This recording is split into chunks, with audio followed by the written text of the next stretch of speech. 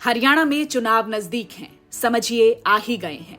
प्रदेश की political picture भी बदलती जा रही है, नए किरदार आते जा रहे हैं। सबसे पहले पूर्व डेप्यूटी सीएम के एक्स अकाउंट पर ये पोस्ट देखिए, आगे का माजरा भी आपको समझाते हैं। पढ़िए क्या लिखा है। किसान कमेरों की लड़ाई हम लड़ते रहेंगे बिना आराम। ताऊ देवीलाल की नीतियां विचारधारा में मान्यवर काशीराम। एक पोस्टर में दो पार्टी एक दूसरे में सिमटी हुई और पोस्टर में दो नेता एक दूसरे के रंग में रंगे नजर आ रहे हैं। महज 15 साल की उम्र में आजादी की लड़ाई के जरिए सार्वजनिक जीवन में कूदे देवीलाल राजनेता कम जननेता ज्यादा थे। संघर्ष और विद्रोह उनके बुनियादी तत्व माने जाते हैं। काशीराम, जिन्होंने उत्तर भारत में दलितों को पहली बार सत्ता के शिखर तक पहुंचाया, दलित समाज को एकजुट किया, दोनों का एक साथ एक तस्वीर में दिखना प्रदेश में एक नया राजनीतिक बदलाव माना जा रहा है।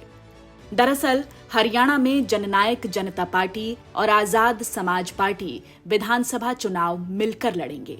पूर्व डेप्यूटी सीएम दुष्यंत चौटाला इस नए राजनीतिक गठबंधन का ऐलान दिल्ली में कर चुके हैं। उनके साथ एएसपी पार्टी के फाउंडर और भीम आर्मी के चीफ चंद्रशेखर आजाद भी मौजूद रहे। 70 सीटों पर जननायक जनता पार्टी और 20 सीटों पर आजाद समाज पार्टी अपना उम्मीदवार उतारेगी। अब इस गठबंधन की वजह पर बात करते हैं। इसे जातिगत तरीके से समझने की कोशिश करते हैं। हरियाणा में 21% के करीब दलित वोट हैं, जो हार और जीत में बड़ी भूमिका निभाएंगे। विधानसभा की 17 सीटें रिजर्व हैं और प्रदेश की 35 सीटों पर दलित वोटर्स का प्रभाव है। जजपा का टारगेट 17 + 35 सीटों पर है, जिससे वो 2019 की तरह हरियाणा में किंग मेकर की भूमिका में आ सकें, या कहें कि अपनी चाबी से सत्ता का ताला खोल सकें। आपको याद होगा कि 5 साल पहले हुए चुनाव में जजपा को जाट और दलितों का अच्छा वोट मिला था। अब इस चुनाव में भी जजपा ये कोशिश कर रही है कि हरियाणा की जाट और दलित बाहुल्य सीटों पर उसके प्रत्याशी अच्छा प्रदर्शन कर सकें। वैसे तो इस चुनाव से क्षेत्रीय दल लगभग बाहर ही दिख रहे हैं, पर राजनीति में नफे नुकसान पर तो बात होनी ही चाहिए। हरियाणा में अगर तीसरा मोर्चा बनता है तो सीधे तौर पर कांग्रेस को नुकसान की संभावना ज्यादा दिख रही है।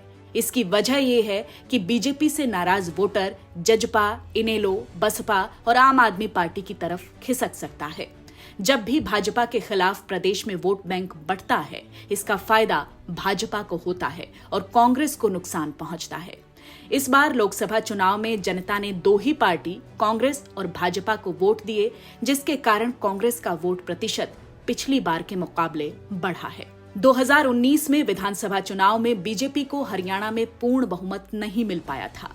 इसकी वजह से 10 सीटें जीतने वाली जेजेपी के साथ गठबंधन कर राज्य में सरकार बनाई गई। इस सरकार में खट्टर को सीएम तो जेजेपी कोटे से दुष्यंत चौटाला को डेप्यूटी सीएम बनाया गया। करीब 4.5 साल तक सब कुछ ठीक चला, लेकिन इसी साल 12 मार्च को दोनों पार्टियों का गठबंधन टूट गया। इसके साथ ही दुष्यंत भविष्य में भी भाजपा के साथ को नकार चुके हैं और साथ ही भाजपा ने भी साफ कर दिया है कि हमें उनके साथ की जरूरत नहीं है। अब राजनीति में साथ और हाथ कब मिल जाएं, ये कहा नहीं जा सकता।